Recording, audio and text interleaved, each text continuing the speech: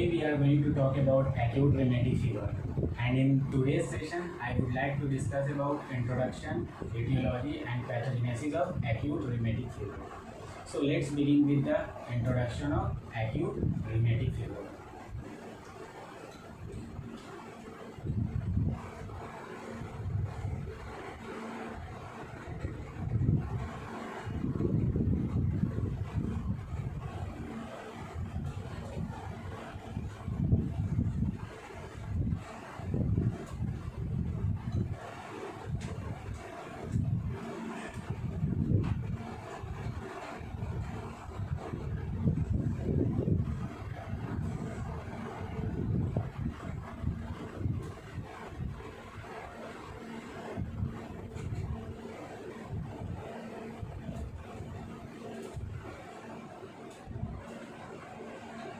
So first of all, what is acute rheumatic fever? So acute rheumatic fever एक तरह का acute inflammatory disease है. Acute rheumatic fever एक तरह का क्या है? Acute inflammatory disease है. Acute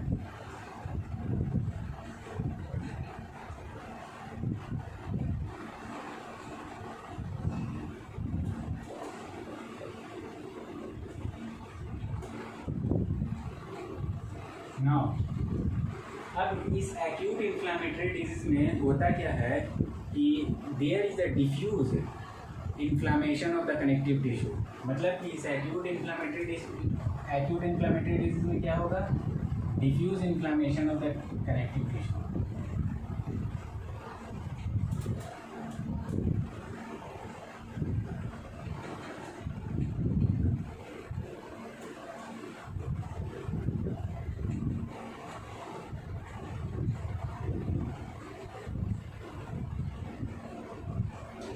First of all, acute rheumatic fever is acute inflammatory disease और इस acute inflammatory disease में diffuse inflammation of connective tissue हो रहा है.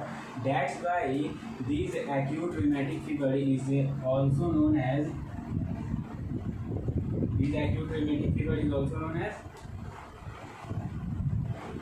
diffuse inflammatory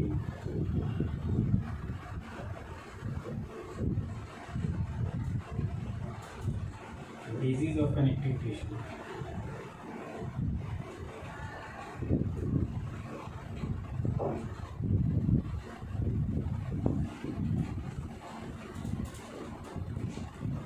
So basically what happened?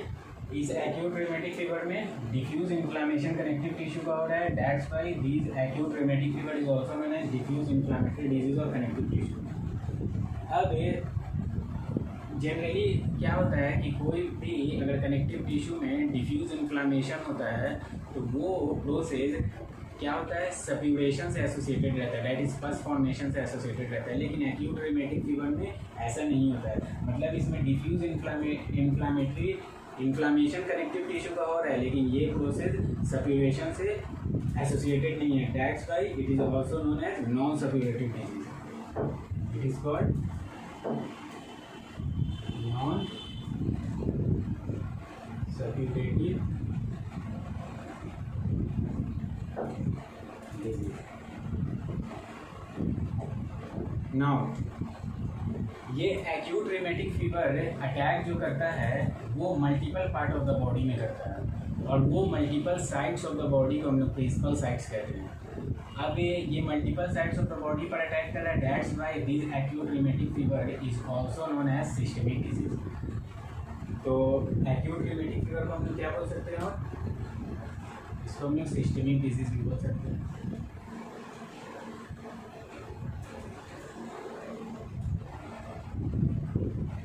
Third one. और ये सिस्टेमिक डिजीज प्रिंसिपली इन्वॉल्व क्या क्या कौन कौन से पार्ट ऑफ द बॉडी को करेगा? तो फोर्थ वन the principally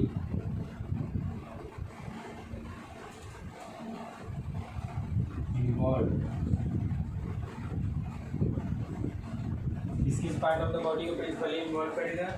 तो ये प्रिंसिपली इन्वॉल्व करता है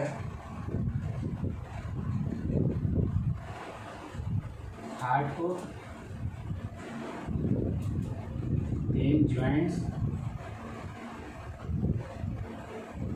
then skin,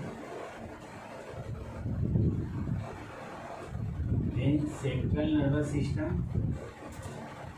and the fifth one is subcutaneous tissue.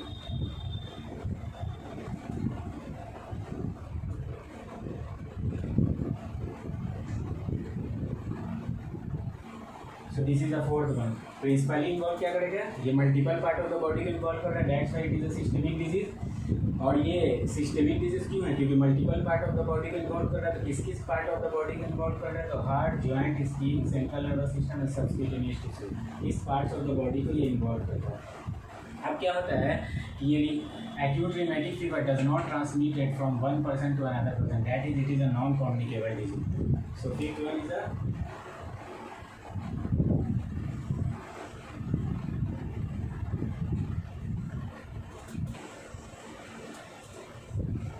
fifth one is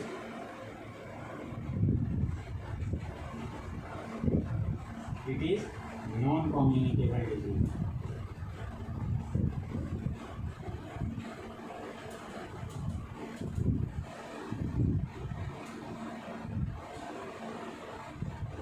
It means it does not transmit it from one person to another person. Now what happened? This acute rheumatic fever is basically arises after the streptococcal infection. It means whenever the body is affecting from streptococcus, then after the streptococcal infection, this disease arises. मतलब कि acute rheumatic fever क्या होता है, streptococcal infection के बाद arises body में होता है, that's why it is also known as post streptococcal disease. So six one is the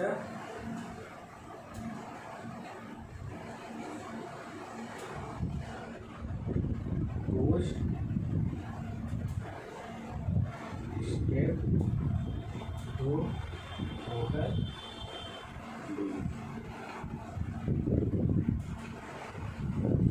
so it is also known as post streptococcal disease. तो acute rheumatic fever में क्या क्या हम लोग समझे कि एक्यूट रिमेटिक फीवर सबसे पहले एक्यूट इन्फ्लेमेटरी डिजीज है। अभी इस एक्यूट इन्फ्लेमेटरी डिजीज में क्या होता है, there is a diffuse inflammation of the connective tissue. अब ये diffuse inflammation of the connective tissue होने की वजह से इस एक्यूट रिमेटिक फीवर को हम लोग diffuse inflammatory disease of connective tissue भी कहते हैं। अब जनरली क्या होता है कि जो डिजीज कनेक्टिव टिश्यू का इन्फ्लामेशन, जिस डिजीज मतलब कि कनेक्टिव टिश्यू का इन्फ्लामेशन होता है, वो डिजीज जनरली सप्यूरेशन से एसोसिएटेड रहता है, but this disease does not associated with suppuration, that's why it is also known as non suppurative disease. Now third one, it involves the multiple part of the body, that's why it is called systemic disease, and the parts of the body which is affected by the acute rheumatic fever is heart, joint, skin, central nervous system and subcutaneous tissue. Now it does not transmitted from one person to another person, that's why it is called non-communicable disease. And the last one, it is associated with the post streptococcal infection, that's why it is also known as post streptococcal disease. अब क्या करते हैं हम लोग कि इस 6 points जो है, जो इंट्रोडक्टिव पॉइंट्स है एक्यूट रिमेटिक फीवर का है, ये 6 पॉइंट को हम लोग कंबाइन करके एक एक्यूट रिमेटिक फीवर का क्या करते हैं, हम लोग डेफिनेशन बनाते हैं। तो वो डेफिनेशन हम लोग देखते हैं क्या होता है।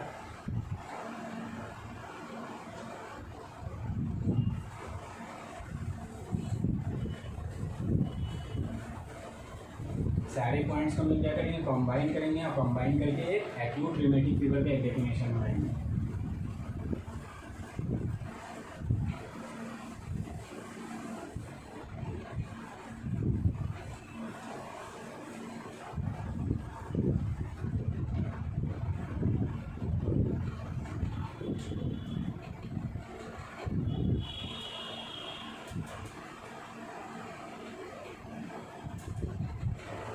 So acute rheumatic fever is defined as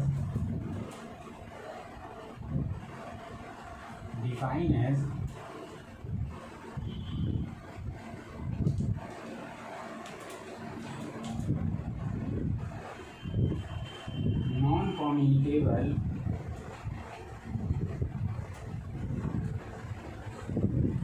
systemic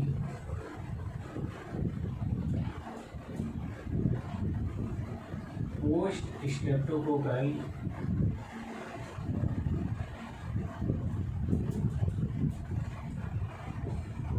non-suppurative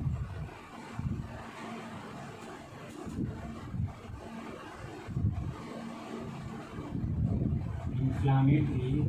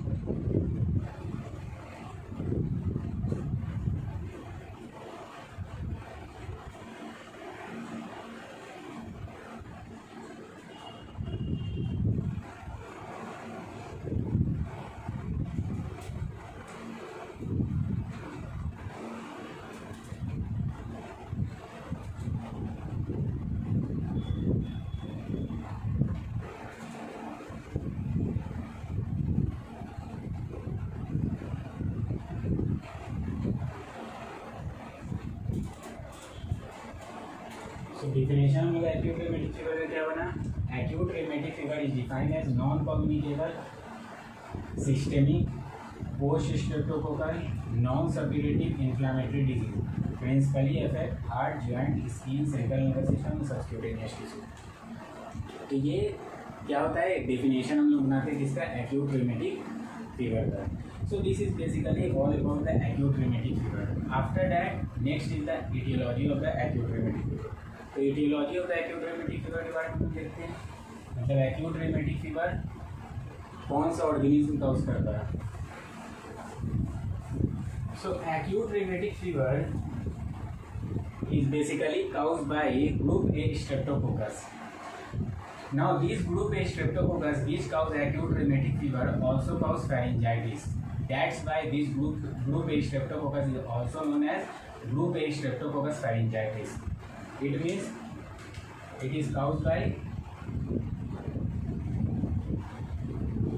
group A Streptococcus. Now it is caused by the group A Streptococcus, and this group A Streptococcus also cause pharyngitis. That's why it is also known as group A Streptococcus pharyngitis.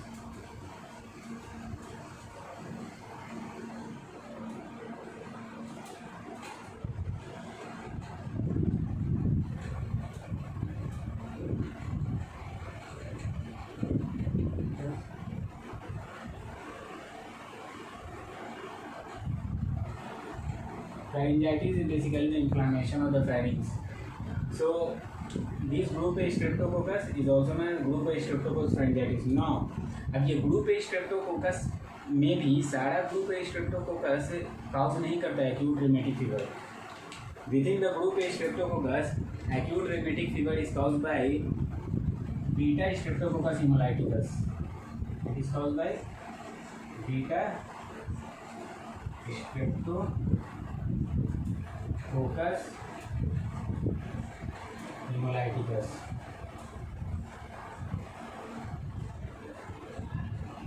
So it is caused by the beta Streptococcus hemolyticus. हम लोग इस बात को इस तरह से भी बोल सकते हैं कि ग्रुप ए स्ट्रेप्टोकोकस कॉज किया एक्यूट rheumatic fever। अब ग्रुप ए स्ट्रेप्टोकोकस का एक वेरिएंट है जिसको हम लोग बोलते हैं beta streptococcus haemolyticus. It is a commonest culprit of the acute rheumatic fever। ये क्या है? It is a commonest culprit.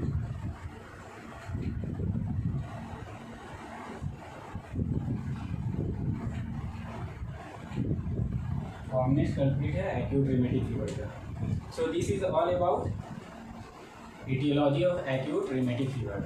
Now after that, next is the pathogenesis of acute rheumatic fever. So हम देखते हैं pathogenesis of acute rheumatic fever.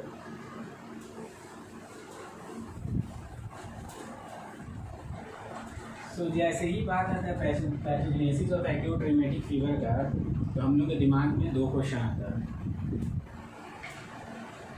First question क्या है? Why, and second is how. It means why acute rheumatic fever arises, and second one is how acute rheumatic fever arises. ये दो question हम लोग के दिमाग में आता है। इसी दो क्वेश्चन को हम लोग देखेंगे कि किस तरह से मतलब एक्यूट rheumatic fever हुआ और क्यों एक्यूट rheumatic fever हुआ। तो सबसे पहले हम लोग बात करते हैं कि why acute rheumatic fever arises?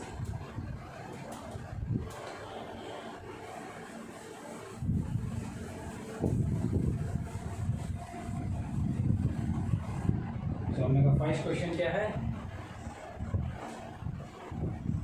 Y acute rheumatic fever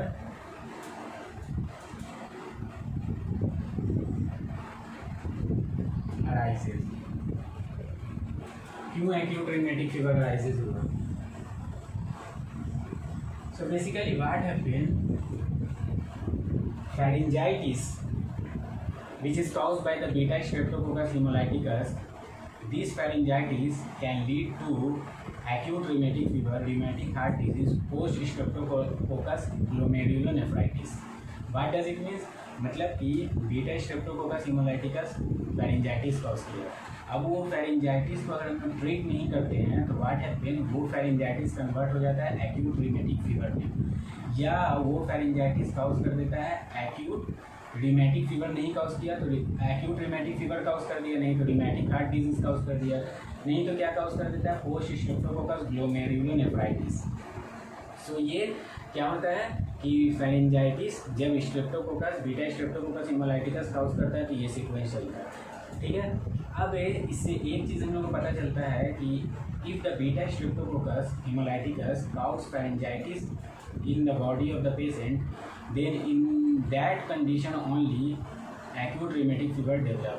मतलब कि अगर बीटा स्ट्रेप्टोकोकस किसी भी पर्सन के बॉडी के में इंटर किया, वो कोई और भी इन्फेक्शन कॉज कर दिया, किसी भी पार्ट ऑफ द बॉडी में इन्फेक्शन कॉज कर दिया, तो वो infection acute rheumatic fever cause नहीं करेगा जब तक नहीं वो इन्फेक्शन फेरिंग्स का हो। दैट इज फेरिंग्स का ही इन्फेक्शन सिर्फ एक्यूट रिमेटिक फीवर कॉज कर सकता है। तो इट मीन्स व्हाट,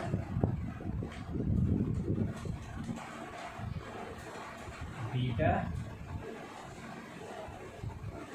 स्ट्रेप्टोकोकस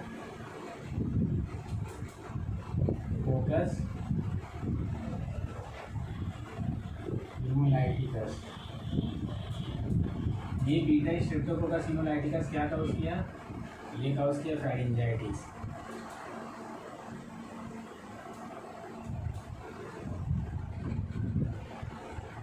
अब ये फेरिंजाइटिस जो रहता है, ये pharyngitis can lead to what, first one is acute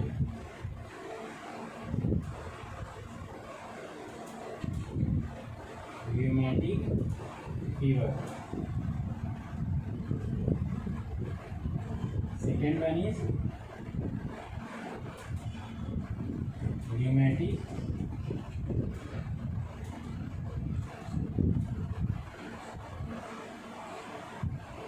heart disease,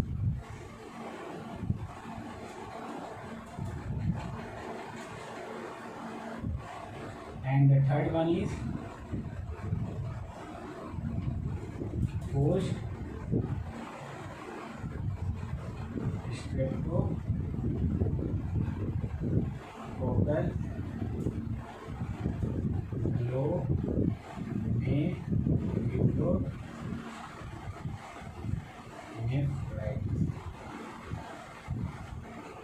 सो हम लोग बात कर रहे थे कि why acute rheumatic fever arises. तो बेसिकली क्या होता है कि beta streptococcus haemolyticus pharyngitis cause कर दिया, beta streptococcus, this is the most important thing, क्योंकि अगर बीटा स्ट्रेप्टोकोकस हिमोलाइटिकस और कोई डिजीज कॉज करेगा तो उसकी वजह से हम लोग एक्यूट रिमेटिक फीवर नहीं होगा, लेकिन बीटा स्ट्रेप्टोकोकस फेरिंजाइटिस कॉज कर दिया तो ये फेरिंजाइटिस क्या कॉज कर सकता है, एक्यूट रिमेटिक फीवर। या तो एक्यूट रिमेटिक फीवर नहीं हुआ तो acute rheumatic fever further progress करके ही रिमेटिक हार्ट डिजीज कॉज करता है, वो हम आगे भी बात करेंगे। And post streptococcal glomerulonephritis cause कर दिया। तो ये हो गया क्या, फर्स्ट क्वेश्चन जो मुझे माइंड में आया, why acute rheumatic fever arises. Now the second question is how acute rheumatic fever arises. तो हम लोग देखते हैं how acute rheumatic fever arises.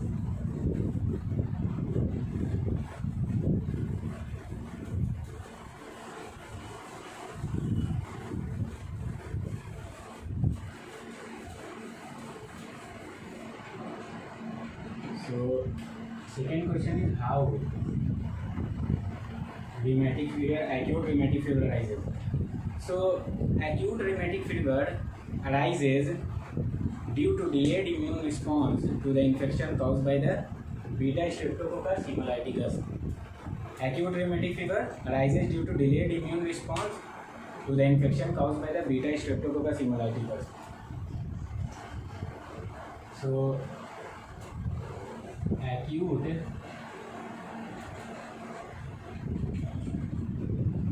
rheumatic fever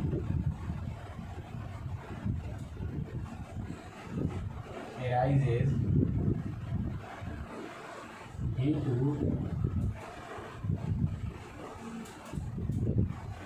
delayed immune response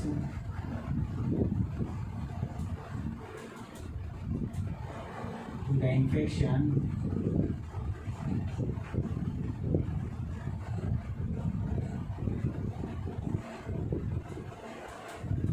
caused by beta streptococcus hemolyticus. So ये क्यों arises हुआ acute rheumatic fever? तो acute rheumatic fever is arises due to delayed immune response. Delayed immune response की वजह से ये arises हुआ. अब डिलेड इम्यून रिस्पॉन्स की वजह से ये अराइजेज हो रहा है, मतलब ये लाइन इस बात को बता रहा है कि इट इज़ अ मतलब एक्यूट रेमेटिक फीवर में इम्यून रिस्पॉन्स जो रहता है वो इन्वॉल्व रहता है, इम्यून रिएक्शन जो रहता है वो इन्वॉल्व रहता है. तो एक्यूट रेमेटिक फीवर में इस टाइप का इम्यून रिस्पॉन्स जो रहता है, इम्यून रिएक्शन जो रहता है वो इन्वॉल्व रहता है. तो बेसिकली एक्यूट रेमेटिक फीवर में type 2 hyper sensitivity reaction involve रहता है. Type 2 hyper sensitivity reaction involve रहता है. अब इस टाइप 2 हाइपर सेंसिटिविटी रिएक्शन में होता क्या है कि antigen of outer protein cell wall of beta streptococcus haemolyticus उसका क्रॉस रिएक्शन हो जाता है. किससे क्रॉस रिएक्शन हो जाता है? वो एंटीजन जो पेशेंट के बॉडी के हार्ट में, पेशेंट के बॉडी के सबक्यूटेनियस टिश्यू में, जॉइंट्स में, स्किन में, सेंट्रल नर्वस सिस्टम में प्रेजेंट है. मतलब इसमें बेसिकली क्या होता है कि टाइप 2 हाइपर सेंसिटिविटी रिएक्शन में कि इसमें बेसिकली हम लोग इस तरह से हम लोग इसको बोल सकते हैं कि टाइप 2 हाइपर सेंसिटिविटी रिएक्शन में क्या हुआ कि outer antigen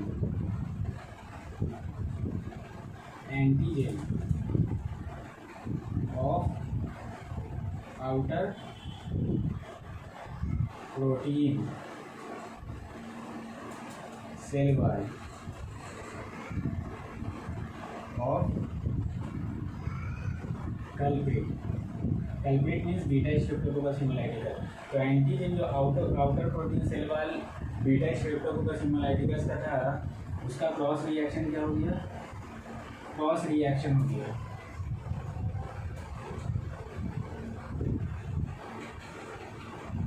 between heart joint, skin, subcutaneous tissue,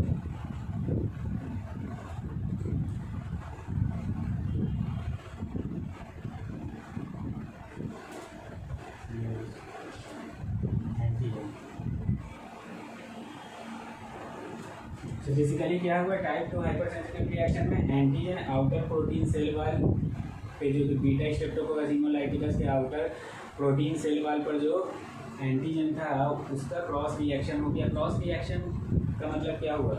मतलब कि एंटीजन जब बॉडी में बीटा स्ट्रेप्टोकोकस हेमोलाइटिकस एंटर करेगा तो क्या होगा कि इस एंटीजन के प्रेजेंस में क्या होगा? एंटीबॉडीज रिलीज होगा.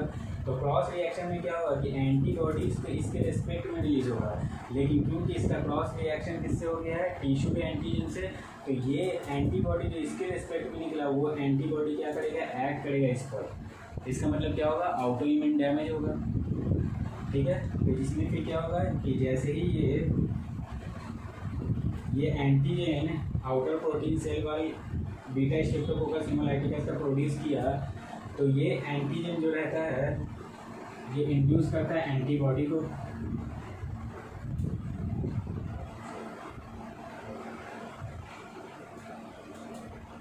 ये एंटीजन एंटीबॉडी को इंड्यूस किया। अब व्हाट हैपन, ये एंटीजन एंटीबॉडी को इंड्यूस किया, लेकिन ये एंटीबॉडी क्या किया, इस एंटीजन पर अटैक करने के बजाय इस एंटीजन पर अटैक कर देता है, इस पर अटैक कर देता है। तो ये क्या काउज कर देगा, इस पर अटैक करके क्या काउज कर देगा, काउज करेगा ऑटो इम्यून डैमेज।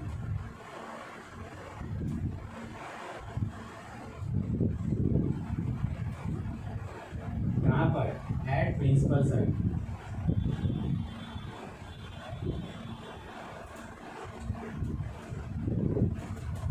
तो इसमें क्या हुआ कि एक्यूट रिमेटिक फीवर, हम क्या देख रहे थे, how acute rheumatic fever arises. तो इसमें क्या हुआ कि एक्यूट रिमेटिक फीवर अराइजेस हुआ due to delayed immune response to the infection caused by the beta streptococcus haemolyticus. अब डिलेड इम्यून रिस्पॉन्स बता रहा है कि यहाँ पर कोई इम्यून रिएक्शन हो रहा है, जिस इम्यून रिएक्शन की वजह से एक्यूट रिमेटिक फीवर अराइजेस हो रहा है। तो ये इम्यून रिएक्शन कौन सा है, टाइप 2 हाइपर सेंसिटिविटी रिएक्शन है। इसमें बेसिकली क्या होता है कि एंटीजन जो आउटर प्रोटीन सेल वाला बीटा स्ट्रेप्टोकोकस हिमोलाइटिकस रहता है उसका क्रॉस रिएक्शन हो जाता है किससे, जो heart, central nervous system, joint, skin, subcutaneous tissue के एंटीजन से।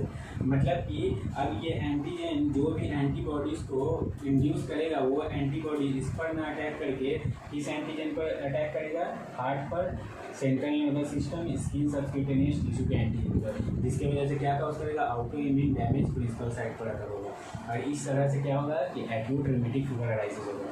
तो ये हम लोग दो चीज़ देखें, why acute rheumatic fever arises. उसमें हम लोग देखें कि फेरिंजाइटिस बेसिकली जो रहता है काउज करता है बीटा स्ट्रेप्टोकोकस हिमोलाइटिकस, वो फेरिंजाइटिस काउज कर सकता है acute rheumatic fever, rheumatic heart disease, और नहीं तो वो काउज कर देता है पोस्ट स्ट्रेप्टोकोकल ग्लोमेरुलोनेफ्राइटिस। और how streptococcus haemolyticus cause acute rheumatic fever या how acute rheumatic fever arises. तो इसमें हम लोग देखें क्या कि acute rheumatic fever delayed immune response की वजह से अराइजेस हो रहा है। अब ये डिलेड इम्यून रिस्पॉन्स में क्या क्या चीज़ हो रहा है हम लोग डिस्कस कर लिए। अब एक चीज़ और हम लोग बोलते हैं कि एक्यूट रिमेटिक फीवर को हम लोग बोलते हैं इम्यून मेडिएटेड एक्यूट डिजीज। क्यों बोलते हैं इम्यून मेडिएटेड एक्यूट डिजीज, क्योंकि डिलेड इम्यून रिस्पॉन्स यहाँ पर ये चीज़ बता रहा है कि ये इम्यून मेडिएटेड डिजीज है। ये क्या है, इम्यून मेडिएटेड क्या है, डिजीज है। ठीक है, और एक्यूट रिमेटिक फीवर तो शुरू ही में हम लोग पढ़ चुके हैं, स्टार्टिंग ही में हम लोग पढ़ चुके हैं। It is acute inflammatory disease, मतलब कि ये एक्यूट इन्फ्लामेटरी डिजीज भी है। तो ये इम्यून मेडिएटेड डिजीज भी है, एक्यूट इन्फ्लामेटरी डिजीज भी है। इन दोनों वर्ड को अगर कंबाइन करें तो हम लोग एक्यूट रिमेटिक फीवर को बोल सकते हैं कि acute rheumatic fever is a immune mediated acute disease.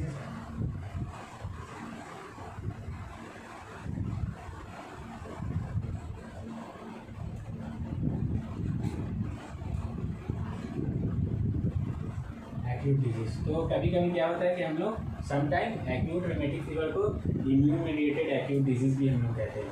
इसके पैथोजेनेसिस के बेसिस पर बेसिकली ये नाम दिया गया है इसको। Now after that all the strain of the beta streptococcus hemolyticus does not going to cause the acute rheumatic fever.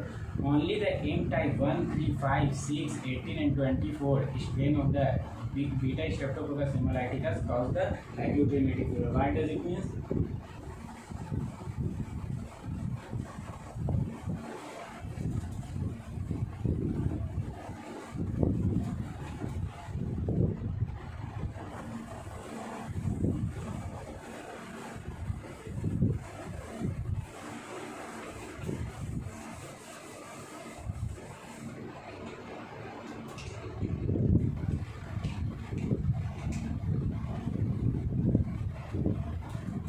Acute rheumatic fever.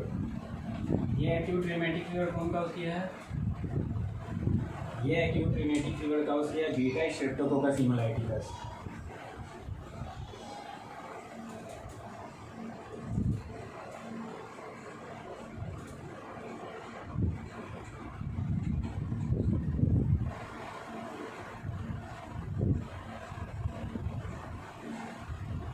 लेकिन बीटा स्ट्रेप्टोकोकस हीमोलाइटिकस का वो स्ट्रेन, स्पेसिफिक स्ट्रेन जो एक्यूट रिमेटिक फीवर काउज करता है, मतलब is all the strain of the beta streptococcus haemolyticus does not going to cause the acute rheumatic fever.